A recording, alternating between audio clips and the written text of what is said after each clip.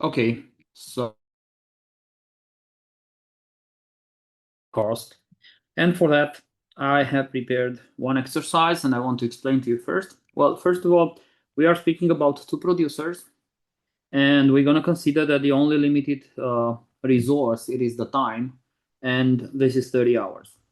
The two producers, X and Y, so these are companies, are able to produce two units, A and B, with a certain different efficiency. The first producer X produces one product of A in 1 hour, or if it produces one product of B, it will produce it in 2 hours. In the same way, the second producer Y, it will produce one unit of A in 3 hours and one unit of B in another 3 hours. The questions for these exercises are, first of all, and the first question, which producer has absolute advantage in production? I mean, to determine which kind of those two producers should specialize into something.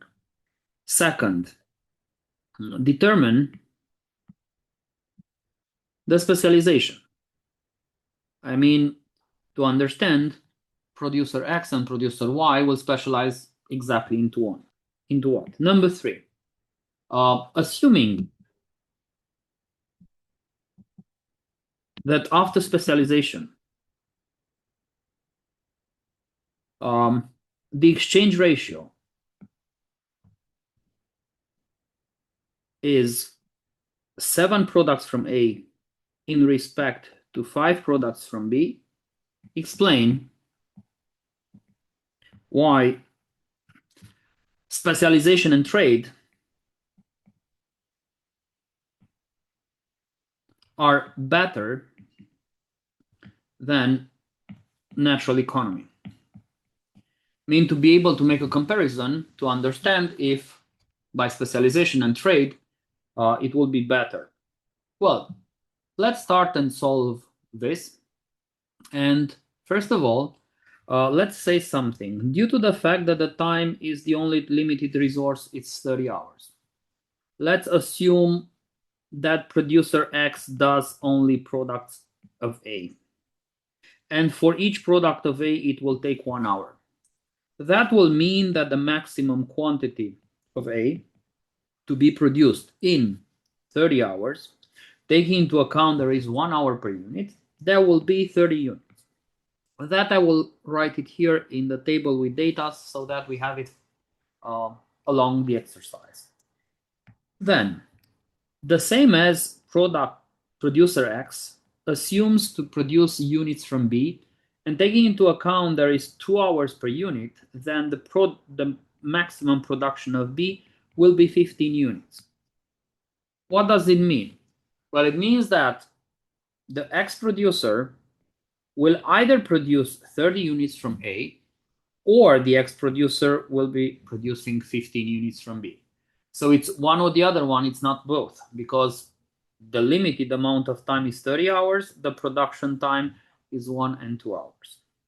In the same way, if we're going to take into consideration producer Y to produce either A or B,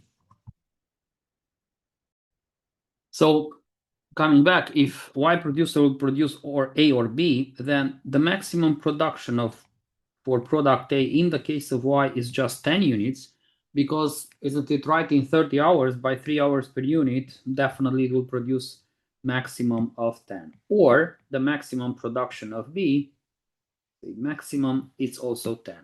And I'm going to write here 10 and 10.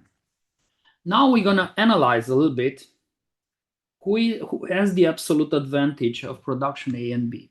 Okay, please take into account the following. Well, look here. For the production of A, what do we have? We have producer X that might be producing 30 units, or we have Y that might be producing 10. So definitely with the same amount of resources, producer X is better off in producing A.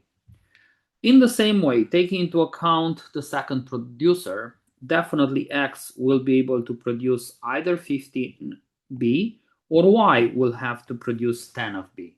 Also, by this comparison, it's obvious that the first producer with the same amount of resources, it will produce better. So in this case, I'm going to say that X has absolute advantage in producing A or B versus the second producer, which means that X will have to decide what to produce.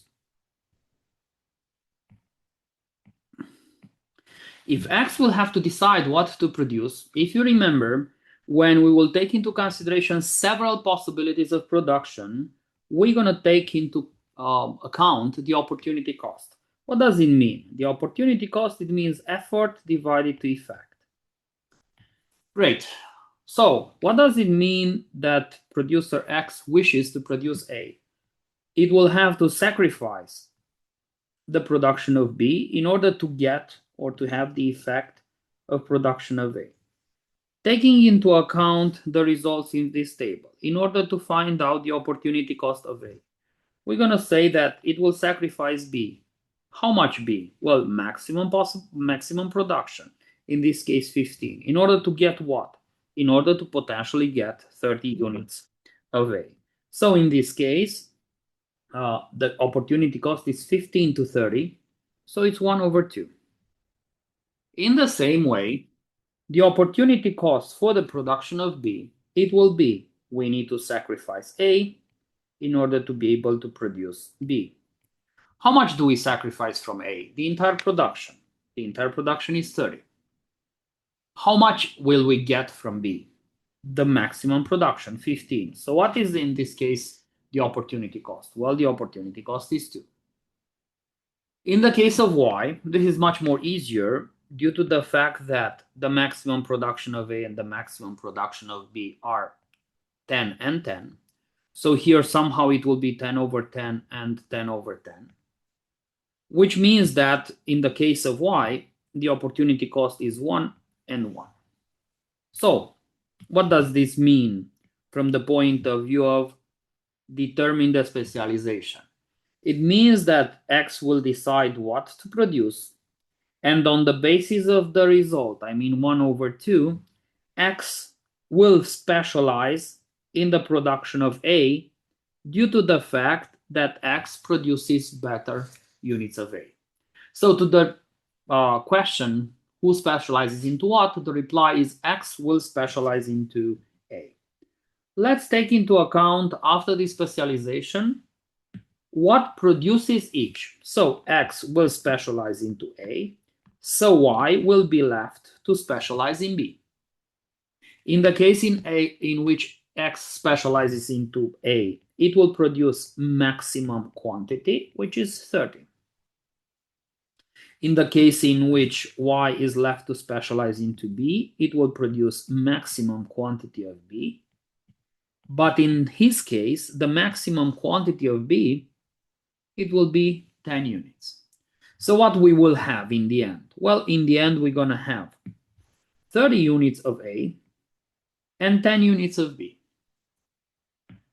30 units of A produced by X, 10 units of B produced by Y. Okay.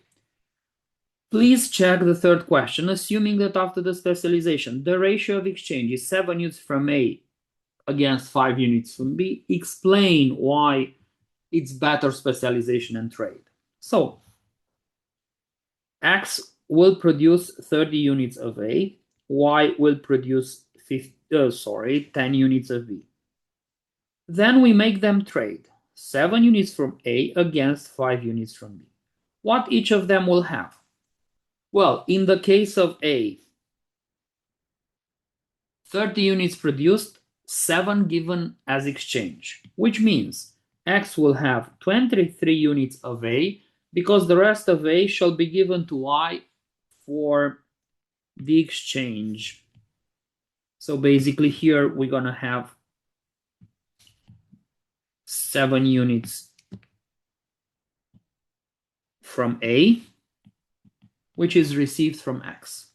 Against that 7 units from A, X will receive 5 units from B.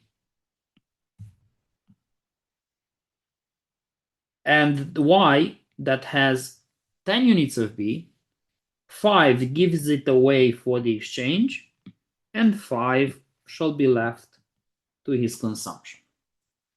So X and Y, they will have, at the end of specialization and change, 23 units of A and 5 units from B. Is it possible that this one should be produced in conditions of natural economy? Well, let's check X. How much time X would need to produce this 23 units of A and 5 units from B, taking into account the production possibilities? Well, so X has 23 units of A and 5 units of B. Taking into account the amount of time that 1 unit of A is produced in 1 hour and 2 units of B in 2 hours, this means that it would need 23 hours for the production of A and 5 times 2 hours, which means 33 hours for the production of A and B that is achieved by exchange. Well, it's not possible under the natural economy situation because the only limited resource is time, which is 30 hours. So for X, it is efficient to have this specialization and trade because it achieves through specialization and trade a quantity that would have to be produced in 33 hours, but he has only 30. What about Y, that has 7 units of A and 5 units of B? Well, take into account that A has 3 units of 3 hours for the production of A and 3 hours for the production of B. Definitely it will be 7 times 3 plus 5 times 3, so it's 21 plus 15, 36 hours. Also in the case of Y, this production, it will need 36 hours, but the limited amount of time for also for the producer Y is the same 30 hours. So even for Y, it's better off to specialize, to produce maximum, and to trade, because what he achieves through trade, it's better off than his possibilities of production. The conclusion to this exercise is specialization and trade are better off than natural economy for either participation in the trade.